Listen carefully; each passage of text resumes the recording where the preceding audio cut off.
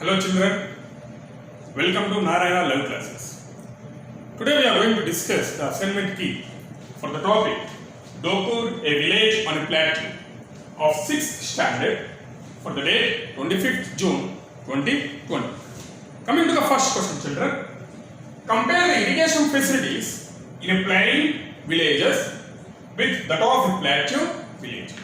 Yeah, we all well know that if you go through about the southern part of the country,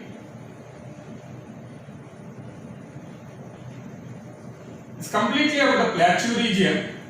As we discussed earlier, where we have less rainfall, but coming to the plain regions nearby the Himalayas, the plain regions receive more water. Here I am not using the word rainfall. Why? What is the reason in the sense?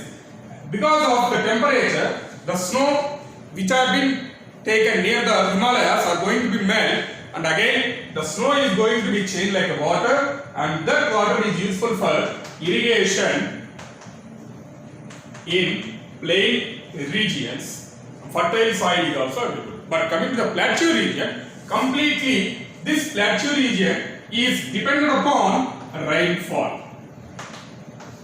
The plateau region is totally dependent upon the rainfall. Even though we have the rivers here, but those are rainfed rivers. Whenever we have the rainfall, then the flow of water is going to be taken. But coming to the northern part, we have perennial rivers. The word perennial denotes that a continuous flow of the water throughout the year. Is that clear, children?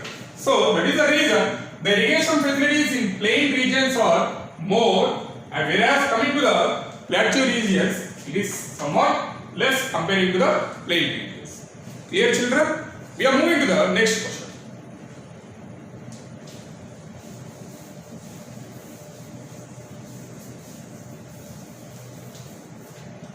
Coming to the second question, children.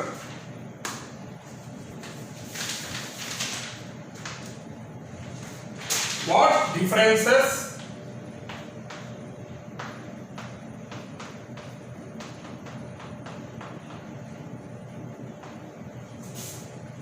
would it make to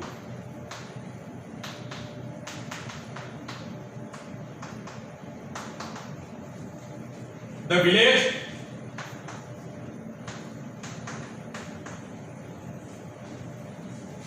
if the rainfall in the region increases?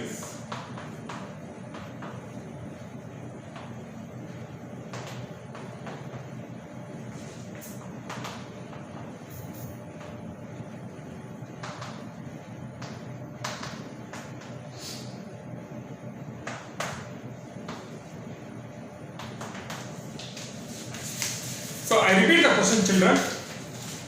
What differences would it make to the village if the rainfall in the region increases? Generally just assume that if there is about heavy rainfall, what happens?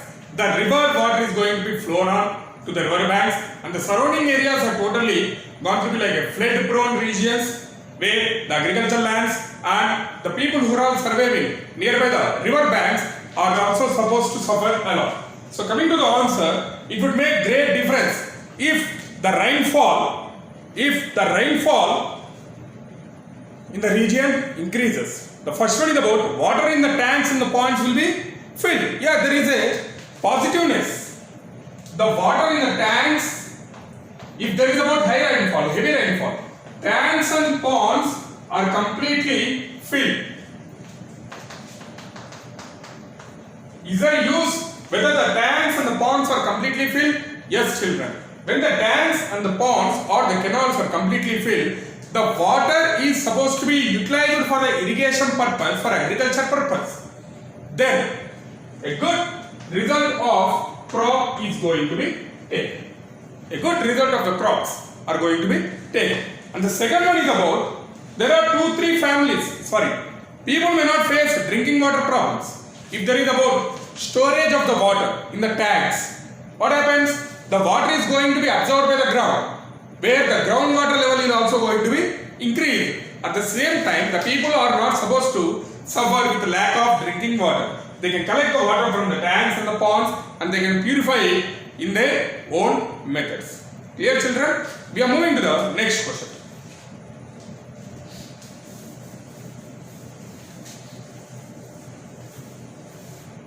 Coming to the third question.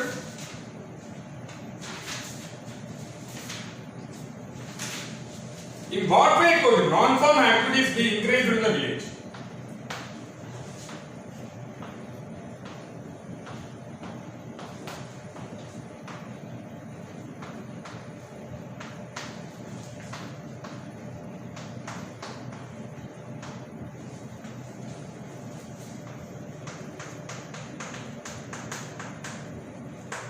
Non-farm activities be increased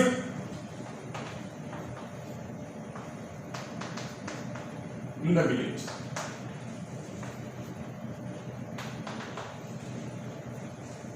I repeat the question, children. In what ways would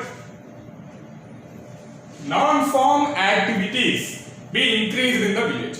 Coming to the differences, farm activities and non-farm activities.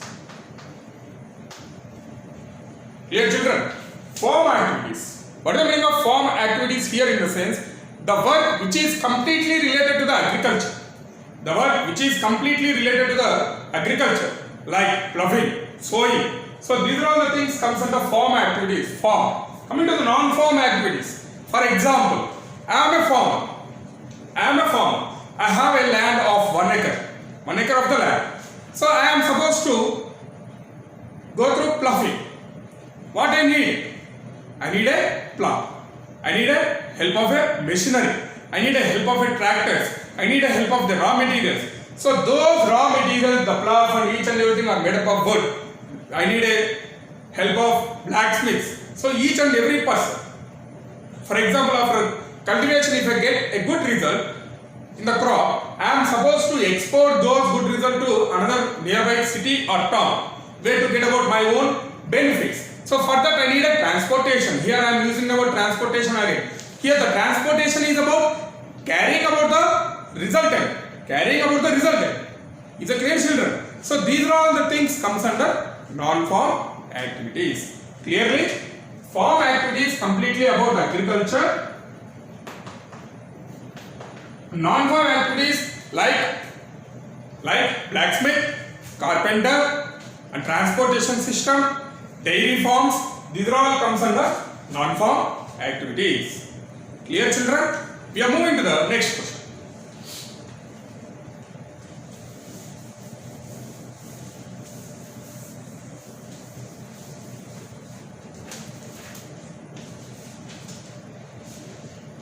Fourth one, how did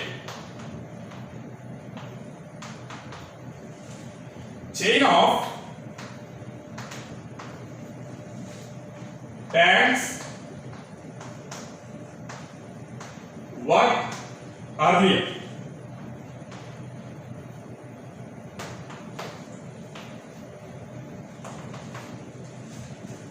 I repeat the question, children. How did chain of tanks work earlier? Here I am highlighting the word chain. Yeah, nowadays you can see the chain. We are getting in the markets. What we observe there, the connectivity of the metals are going to be taken. The connectivity of the metals. What type of the metal it is? Either it is a silver, either it is a gold, either it is a platinum, either it is a diamond. The connectivity, chain system.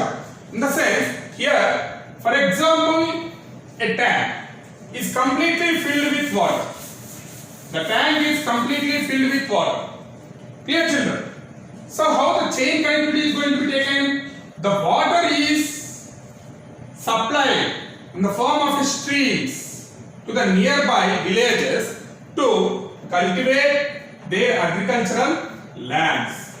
The supply of the water is going to be taken to the agricultural lands where the farmer is somewhat helpful by getting the water from this region. This is the first source. And the second source is about storing of the water. When there is no rainfall, this water can be utilized as domestic purpose as well as the agricultural purpose. Even though we can get about the pure water, not only us, all the living organisms like animals can drink about such type of water. So that is the chain connectivity of the tanks worked earlier. But now we don't find any type of the tanks. Clear, children? Yes, we are moving to the next question.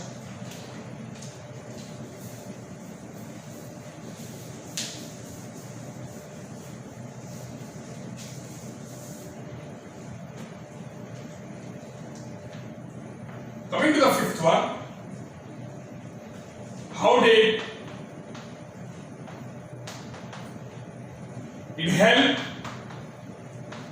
in storing of water, irrigation,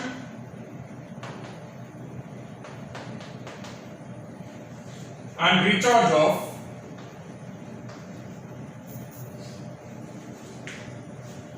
groundwater?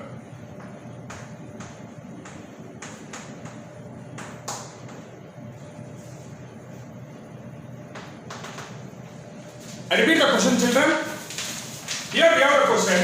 How did it help in storing of water, irrigation, and recharge of groundwater? In the previous question, we discussed about the storing of the water in tanks. As in the same pattern, the storing of the water is useful for irrigation purpose, and at the same time, the recharging of the groundwater is going to be taken. How? In the sense, for example, imagine this is a pond which is filled with water, and this is about the ground layer. The water is absorbed by the earth, ground. Clear? Again, those water is going to be stored in a particular area, in the deep of the earth. Whenever there is a need of a water, whenever there is a need of water, in a sense when there is no rainfall, then the underground water is going to be taken, and that water is going to be utilized for agricultural purpose and also for our domestic purpose. How to recharge the groundwater in the earlier classes we learned?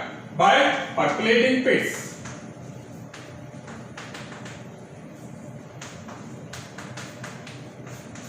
By percolating pits. In the sense, by storing for nowadays, in many of the areas, not only in the urban areas but also in the rural areas, we are not able to find the kacha road, or completely it's about the concrete based pakka roads.